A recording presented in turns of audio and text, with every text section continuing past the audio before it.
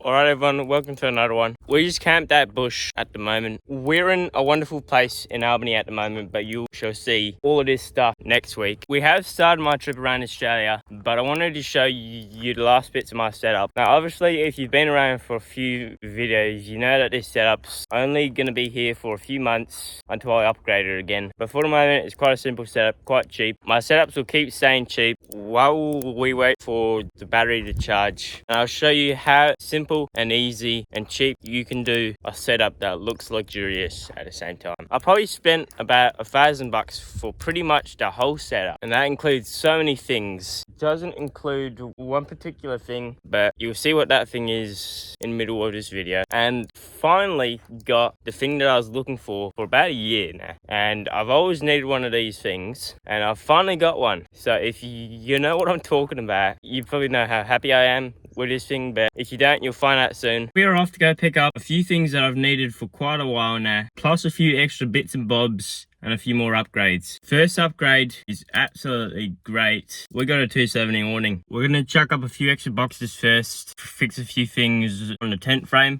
and then we'll chuck the awning up.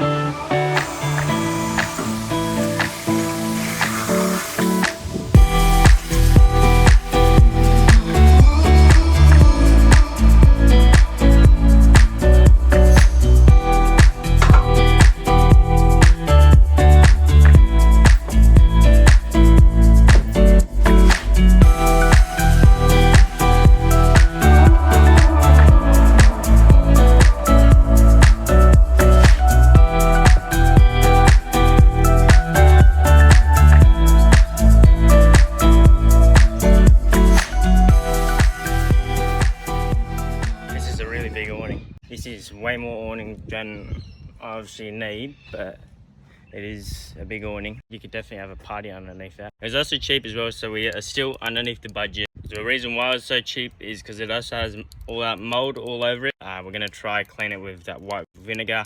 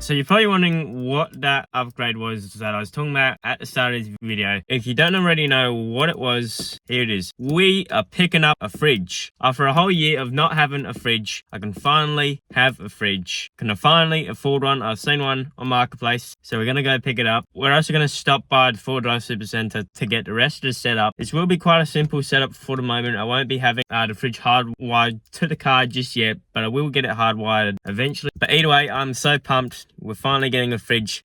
Alright everyone, we have our King's fridge in the back here. We have a battery box, a lithium battery, order kit pretty much. I've already got a solar panel at home, so hopefully it works. We're gonna go install this stuff now, sort it all out.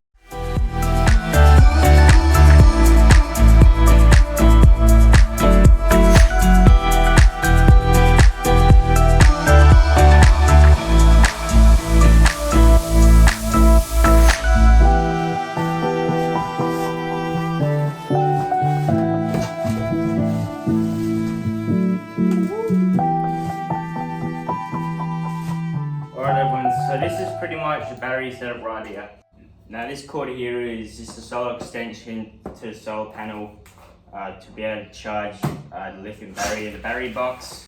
We also got the solar regulator. You don't need like a big $2,000 battery setup. Yeah, I think this only cost me about $500 for the whole kit. I already had the solar panel, so if you wanted to get it like a solar panel and a connection to charge it from your car while you drive, you'd probably be spending about $700 or something like that. But it also depends what kind of battery you get, so you could probably do it for as cheap as $500 for a whole battery setup. I went for the lithium battery because it does last longer. However, it is more expensive. Now obviously, it being lithium, it is much more lighter than a normal battery. It weighs 12 kilos. A normal battery this size will probably be 40 to 50 kilos.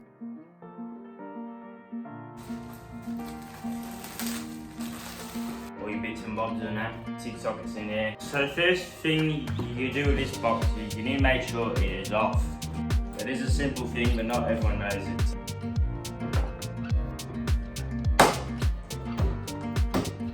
Now, even if you know what you're doing, you always have to read the instructions just in case you miss anything. So it says now it's all together, you can turn it on before you strap it in and all that, so hopefully it turns on. It's on. Here we can go ahead and strap this up. Now I'm pretty sure this is just as easy as taking a few of these screws out and tightening them again with the pieces in it. I don't think it really matters where these ones go in. The only thing that matters is positive and a negative, so you just find where the positive and the negative is in that, and then you just plug them in there pretty much. So this plug here will plug into the solar panel, so that is what you use to charge it, and this part here will plug into the battery. Now how you do this is quite easy. You've got all these bits here.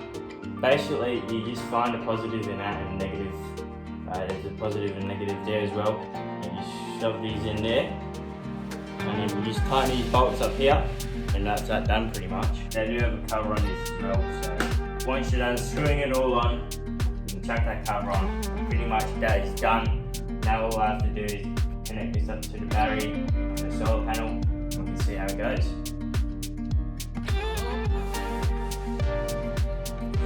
We're outside now. Our solar panel is over there. Okay, so at the moment, the solar panel over there is charging this. And the solar panel does work, so thanks to Dad for that solar panel.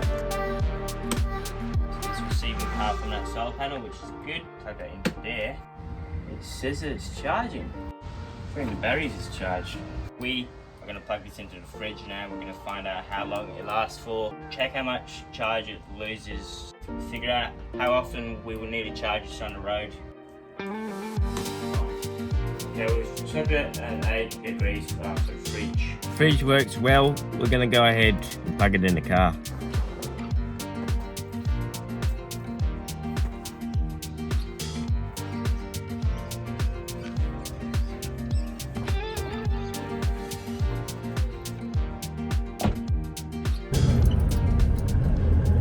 Right everyone, we are off to Rockingham today to get my my snorkel. But yeah, no, it should be good. We'll see you there.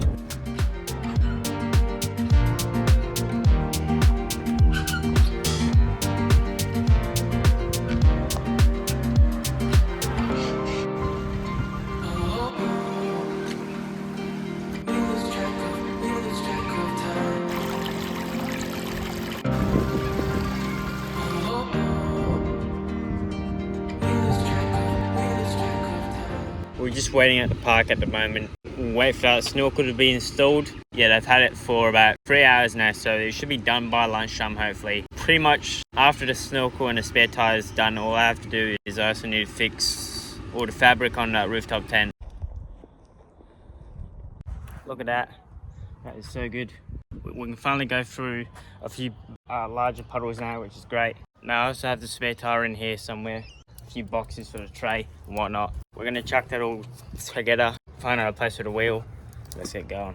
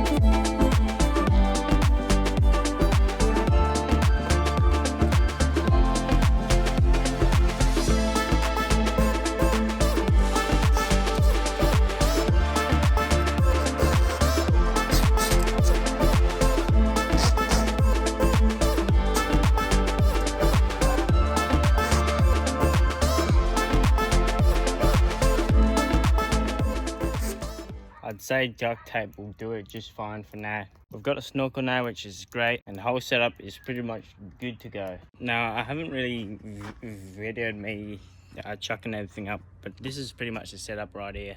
You've got the awning, you've got the tent, you've got a bit of space for a kitchen in the back, like a kitchen bench top pretty much. Your spare wheel, your fishing rod holder. My suitcase is pretty much that box, and then you've got your kitchen. In the toolbox there is nothing in there at the moment, but it will be filled up with tools and for drive equipment and all that. 40 litres of water in there, and those 2 jerry cans are still locked up as well. Your crab nets.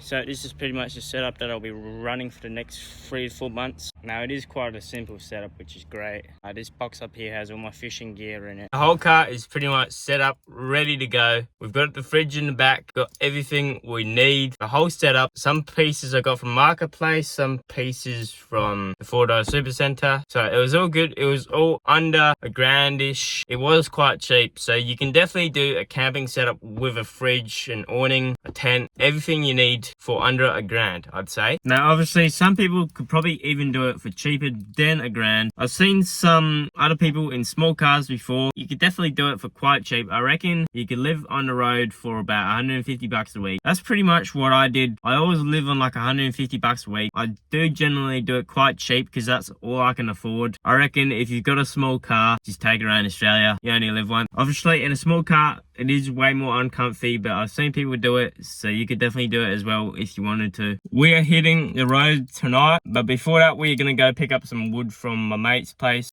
We've got some wood from Will Stewart. You would have seen him in the last video. We're pretty much set to go around Australia now. But either way, we're gonna end the video right here. I hope you enjoyed it. God bless, and I'll see you next time.